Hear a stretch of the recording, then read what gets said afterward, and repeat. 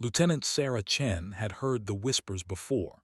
She'd heard them in the hallways of the Naval Hospital in San Diego. She'd heard them in the cafeteria. She'd even heard them in the parking lot as she walked to her car after a 14-hour shift. That's the nurse they assigned to our unit. Command's gone soft. We're going into a hot zone, and they send us a medic who probably faints at the sight of blood. Sarah never corrected them. She never told them that she'd seen more blood in 1 year at the field hospital in Afghanistan than most of them would see in their entire careers. She never mentioned the 3 combat deployments she'd completed before most of these young SEALs had even finished high school. She just did her job. The briefing room at the naval base in Coronado was packed that Tuesday morning. Sarah sat in the back row, her medical kit at her feet, her notebook open on her lap. She was the only woman in a room of 48 men. She was used to that too. Commander James Rickson stood at the front of the room, his jaw set, his eyes hard. He was old-school Navy, the kind of man who believed women belonged on hospital ships, not on the front lines. "Listen up," Rickson barked. "We deploy to the border region in 72 hours. Intelligence indicates a major drug cartel has taken over a small town just across the Arizona border. They're holding American citizens hostage. Our mission is simple: get in, extract the hostages, neutralize the threat." Sarah took notes, her pen moving quickly across the page. She'd studied the terrain. She'd memorized the maps. She'd done this kind of operation before, though Rickson didn't know that. "Chen," Rickson's voice cut through the room like a knife. Sarah looked up. Every head in the room turned toward her. "Yes, sir." "You'll stay with the support vehicle. If anyone gets hurt, you patch them up and get them stable for transport. That's it.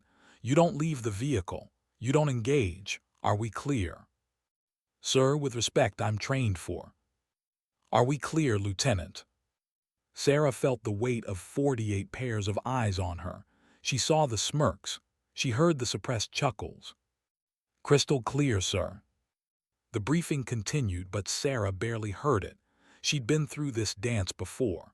In her 15 years of military service, she'd proven herself over and over again. But it never seemed to matter. All they saw was a woman. All they saw was a nurse. What they didn't see was the daughter of a Marine colonel who taught her to shoot before she could ride a bike. They didn't see the combat medic who'd earned a Bronze Star for Valor in Kandahar. They didn't see the woman who dragged 3 wounded soldiers out of a burning Humvee while under heavy fire. They just saw a nurse. After the briefing, Sarah headed to the armory to check her gear. She was signing out her medical supplies when she heard the voices behind her. "Can you believe they're making us babysit a nurse?"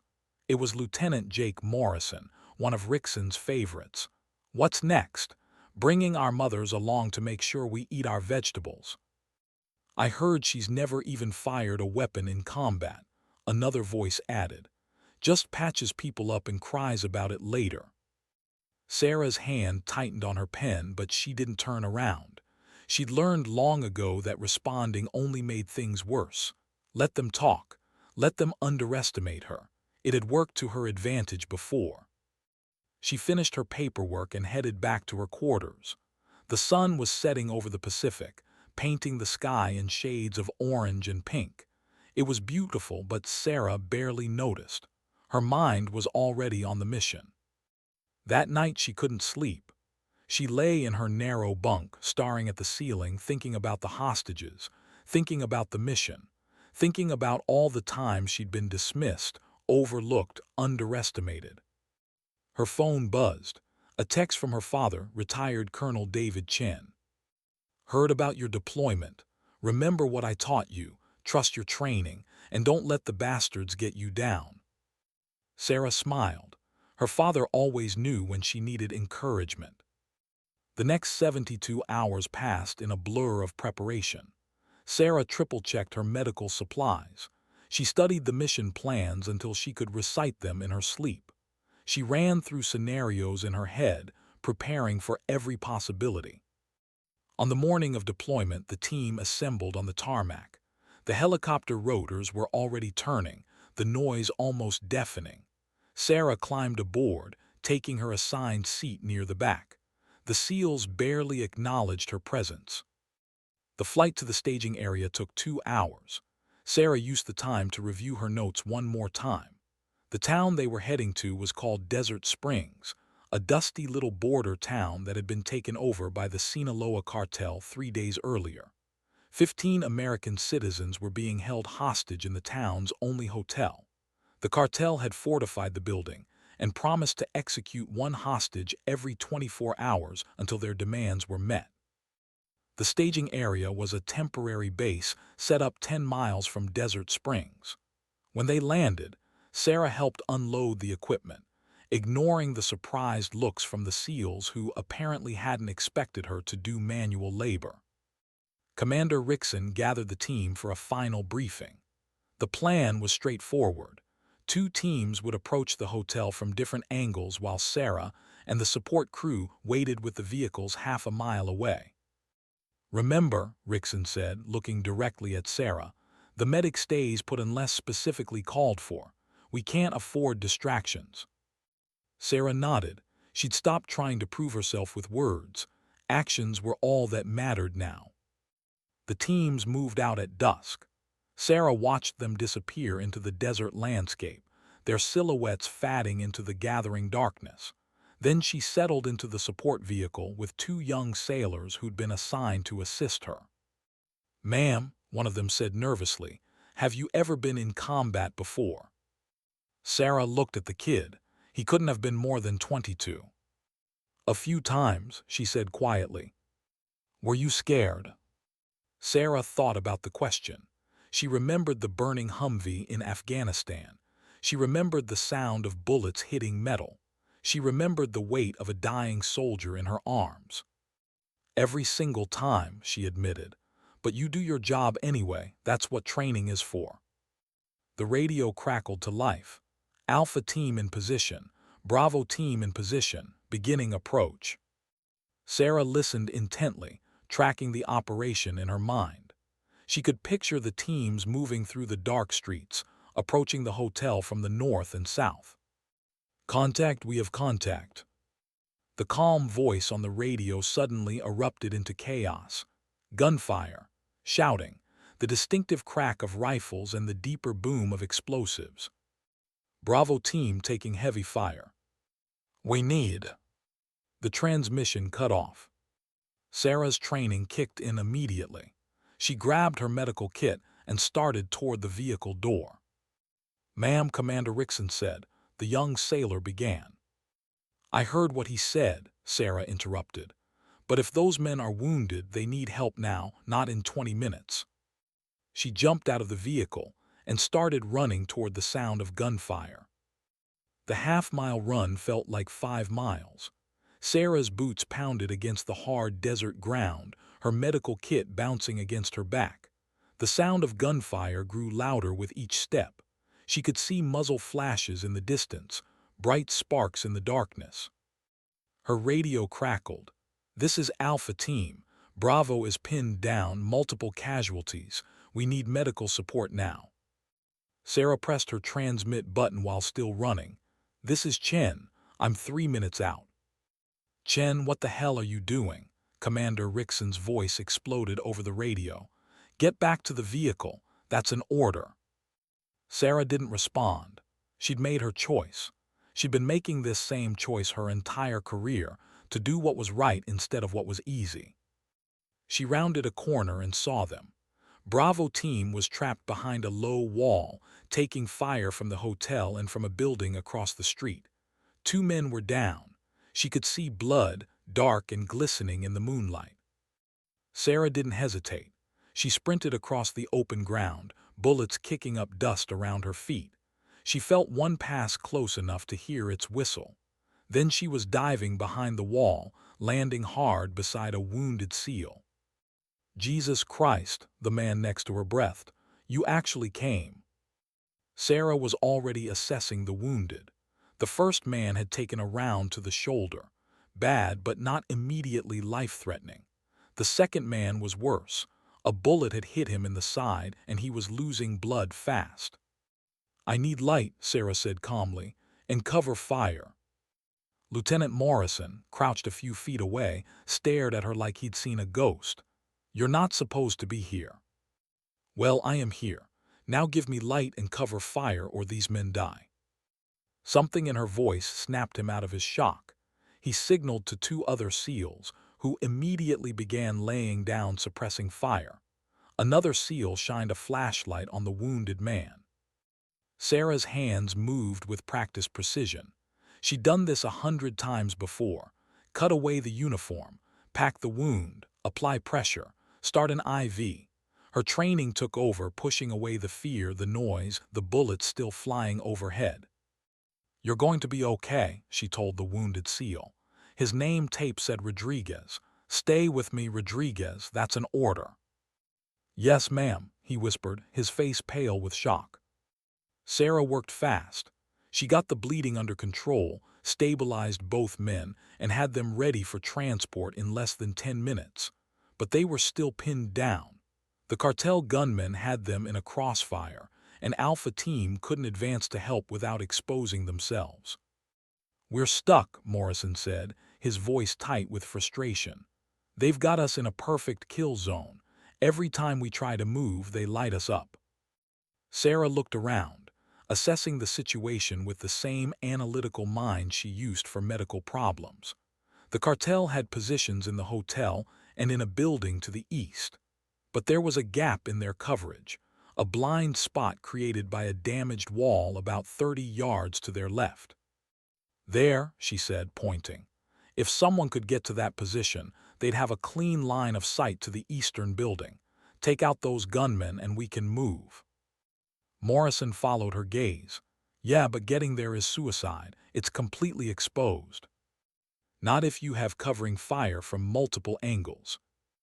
You're talking about someone making a run across open ground while we shoot over their heads. That's insane." Sarah looked at the two wounded men. Rodriguez's bleeding had slowed, but he needed a hospital. The other SEAL, whose name was Cooper, was going into shock. "It's the only way," Sarah said quietly. Morrison stared at her. "You're not thinking of." "I'm the smallest target, I'm fast, and I'm a damn good shot." Sarah pulled her sidearm and checked the magazine. "My father was a Marine sniper. He taught me to shoot when I was 8 years old. I qualified expert marksman in every weapon system the Navy uses." "Chen, this is crazy. You're a medic." "I'm a naval officer who happens to have medical training," Sarah corrected him. "And right now, we need a shooter more than we need another medic. You can handle the wounded. Can you handle this?" Morrison looked at her for a long moment. Sarah could see him reassessing everything he thought he knew about her. "Alpha Team," Morrison said into his radio, "this is Bravo Actual. We're going to try something. When I give the word, I need maximum suppressing fire on both enemy positions." "Copy that, Bravo," came the response. Morrison looked at Sarah. "You sure about this?" "No," Sarah admitted, "but I'm doing it anyway." She checked her weapon one more time, took 3 deep breaths and nodded. "Now," Morrison shouted. The night erupted with gunfire. Every SEAL in both teams opened up on the cartel positions. Sarah launched herself over the wall and ran. Time seemed to slow down. She could hear bullets snapping through the air around her. She could feel the ground shaking from the explosions. But she kept running, her legs pumping, her eyes fixed on the damaged wall ahead. A bullet hit the ground inches from her left foot. Another one tore through her sleeve without touching skin. Then she was diving, rolling, coming up behind the wall in the position she'd identified. "I'm in position," she gasped into her radio. She looked around the wall. The cartel gunmen in the eastern building were clearly visible, backlit by their own muzzle flashes. They were so focused on the main SEAL positions that they hadn't noticed her flanking maneuver. Sarah steadied her breathing. She could hear her father's voice in her head. "Breathe, aim, squeeze, don't jerk the trigger, let the shot surprise you." She sighted on the first target, breathed out slowly, squeezed the trigger. The gunman dropped. She shifted to the second target, breath squeezed. Another one down. The remaining cartel members in the building realized what was happening, but by then it was too late. Sarah methodically took out 4 more shooters in less than 30 seconds. Her hands were steady. Her breathing was controlled. This was what her father had trained her for. "Eastern position neutralized," she reported calmly. "Holy hell," she heard someone say over the radio. With the eastern flank cleared, Alpha Team was able to advance on the hotel. The operation that had been falling apart suddenly came together. Within 20 minutes, the SEALs had breached the hotel and were extracting the hostages. Sarah held her position, providing overwatch, taking out 2 more cartel gunmen who tried to flank the rescue team. When the all-clear was finally called, she safeguarded her weapon and ran back to check on Rodriguez and Cooper. Both men were still alive, both stable. Morrison was kneeling beside them, and he looked up at Sarah with an expression she'd never seen from him before: respect. "Where did you learn to shoot like that?" he asked. "My father," Sarah said simply. "He believed his daughter should know how to protect herself." "Your father did a hell of a job." The hostages were loaded into vehicles. The wounded were stabilized and prepared for transport. Sarah moved among them, checking vitals, adjusting IVs, offering comfort. Commander Rickson appeared, his face unreadable. "Lieutenant Chen, a word." Sarah followed him away from the others. She expected an explosion. She disobeyed a direct order after all. But Rickson surprised her. "Morrison told me what happened," he said quietly. "Told me about the flanking maneuver, the shooting, all of it." "Sir, I know I disobeyed." Rickson held up a hand. "You saved this mission, Lieutenant. You saved lives. Rodriguez would have bled out if you hadn't reached him when you did. And that flanking shot, that was exceptional work." He paused, and Sarah could see him struggling with something. "I owe you an apology," he finally said. "I underestimated you. I saw what I expected to see instead of what was actually there. That's on me." Sarah didn't know what to say. In 15 years of service, she'd never heard a commander apologize to her. The journey back to San Diego should have been a victory lap. The mission was a success. All 15 hostages had been rescued. The casualties were minimal, and both Rodriguez and Cooper were going to make full recoveries. But Sarah couldn't shake the feeling that something was still unfinished. They arrived at the Coronado base late the following evening. Sarah helped transfer the wounded to the hospital, then went to file her after-action report. She was exhausted, running on adrenaline and caffeine, but she wanted to get everything documented while it was fresh in her mind. She was halfway through her report when there was a knock on her office door. "Come in," she called. Lieutenant Morrison entered, followed by 3 other SEALs from Bravo Team. "Ma'am," Morrison said formally, "we wanted to talk to you." Sarah set down her pen. "What's on your mind?" Morrison glanced at the other men, then looked back at Sarah. "We wanted to apologize, all of us. The things we said before the mission, the way we treated you, that was wrong." "We didn't know," one of the other SEALs added. His name was Patterson. "We didn't know about your combat experience. We didn't know you could shoot like that. We didn't know. Well, we didn't know you. We just assumed," Morrison continued. "And that's on us. You risked your life to save Rodriguez and Cooper. You turned the whole battle around. And you did it after we'd been nothing but disrespectful to you." Sarah looked at the 4 men standing in her office. She could have been angry. She had every right to be. But anger wouldn't change anything. "Thank you for saying that," she said quietly. "But here's what I want you to understand. I didn't do what I did to prove anything to you. I did it because it was my job. Because those were my teammates who needed help. The respect is nice, but it shouldn't have taken a firefight for you to see me as an equal." Morrison nodded slowly. "You're right, and that's going to change. We're going to make sure it changes." After they left, Sarah sat alone in her office, thinking. She thought about all the times she'd been underestimated, all the times she'd had to prove herself over and over again, all the times she'd wondered if it was worth it. The answer, she realized, was yes. It was worth it. Not because she needed their approval, but because every time she proved herself, she made it a little easier for the next woman who came along. The next morning, Sarah was called to Commander Rickson's office. She expected a routine debriefing, but when she entered, she found the entire command staff assembled. "Lieutenant Chen," Rickson said, standing, "please come in." Sarah entered, feeling suddenly nervous. Had something gone wrong? Had someone filed a complaint about her disobeying orders? "Lieutenant," Rickson continued, "I've had several lengthy conversations with the team over the past 24 hours. I've also reviewed all the helmet camera footage from the mission. And I've read Morrison's after-action report, which I have to say is one of the most detailed and complimentary reports I've ever received." He paused, looking at her directly. "It's come to my attention that you have significantly more combat experience than your file initially suggested.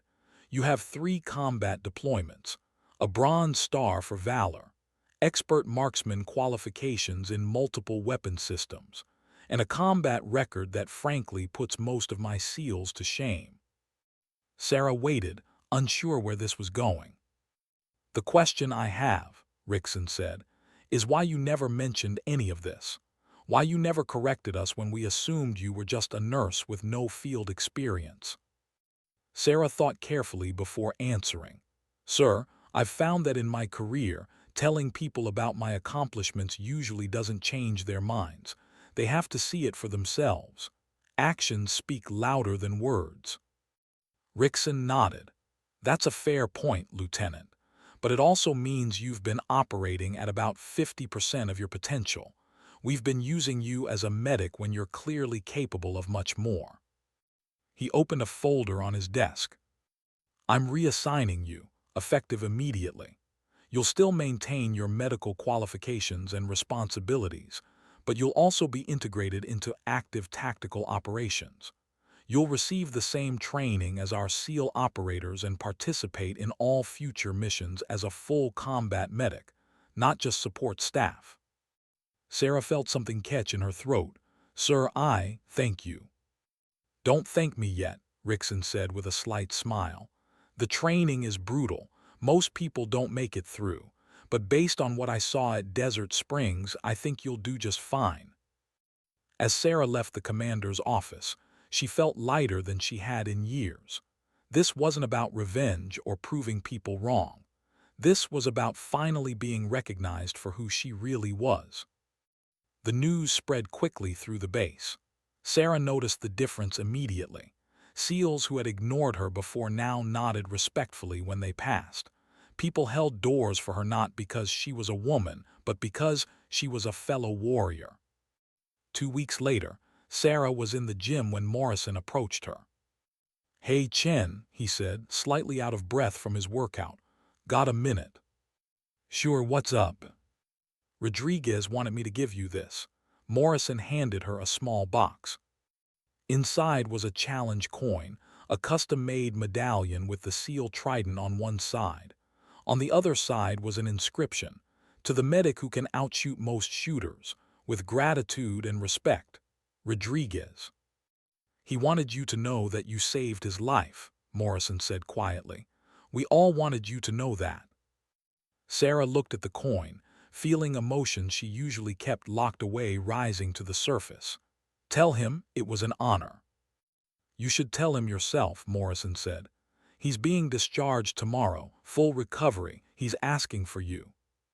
Sarah visited Rodriguez at the hospital that evening. He was sitting up in bed, looking healthier than he had any right to look given what he'd been through. "Ma'am," he said when he saw her, struggling to sit up straighter. "At ease, Rodriguez," Sarah said with a smile. "How are you feeling?" "Like I got shot," he said with a grin, "but alive thanks to you." They talked for a while about the mission, about his recovery, about his plans for the future. As Sarah was leaving, Rodriguez called out to her. "Lieutenant Chen." She turned back. "I told my daughter about you," Rodriguez said. "About what you did. She's 14, and she's always asking me if girls can be warriors. I told her about you, and now she wants to join the Navy when she graduates." Sarah felt tears prick at her eyes. "What's her name?" "Maria." "Tell Maria that she can be anything she wants to be. Tell her to work hard, stay strong, and never let anyone make her feel small." "I will, ma'am, and thank you for everything." As Sarah walked out of the hospital into the warm California evening, she thought about Maria. She thought about all the young women out there who were told they couldn't do something just because of their gender. She thought about every obstacle she'd overcome, every assumption she'd shattered, every battle she'd fought, both literal and figurative. Her phone buzzed, a text from her father. "Heard about your reassignment. Proud doesn't even begin to cover it. You showed them who you really are. Love you, kid." Sarah smiled and typed back, "I just did what you taught me. Thank you for believing in me." She looked up at the sky, watching a helicopter pass overhead, its lights blinking in the growing darkness. Somewhere on that base, there were men training for the next mission. Men who now knew that the woman with the medical kit could also handle a rifle better than most of them. Men who had learned that assumptions could get you killed, and respect had to be earned, but it also had to be given. Sarah had spent 15 years proving herself over and over again. She'd been underestimated, dismissed, and overlooked more times than she could count.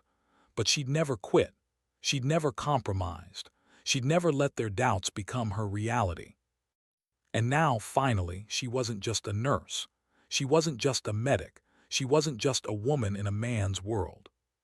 She was Lieutenant Sarah Chen, combat medic, expert marksman, and warrior. And that was exactly who she'd always been. The only difference was that now, everyone else knew it too. As she walked back to her quarters, Sarah passed a young female sailor who was struggling with a heavy equipment bag.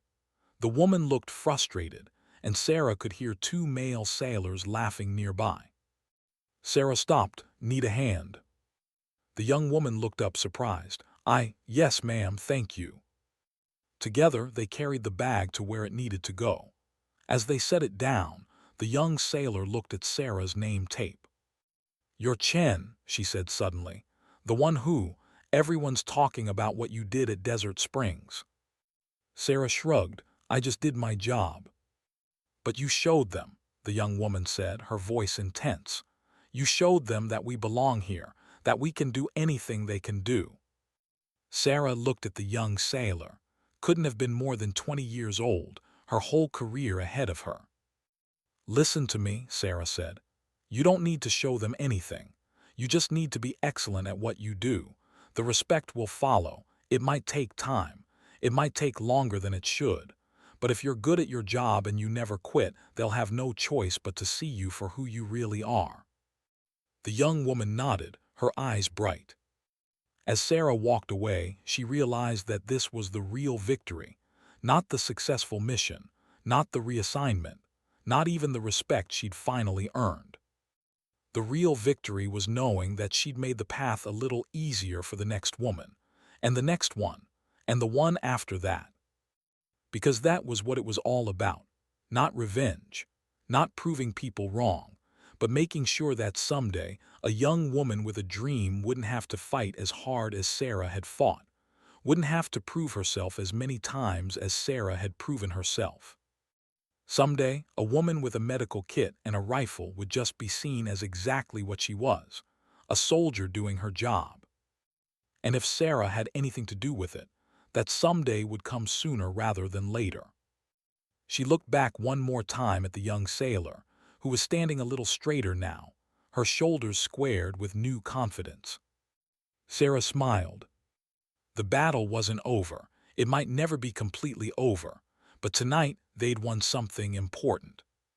They'd won another heart, another mind, another person who understood that strength comes in all forms and warriors come in all shapes and sizes. And sometimes, The person they least expected to pick up a rifle and turn the battle was exactly the person who'd been capable of it all along.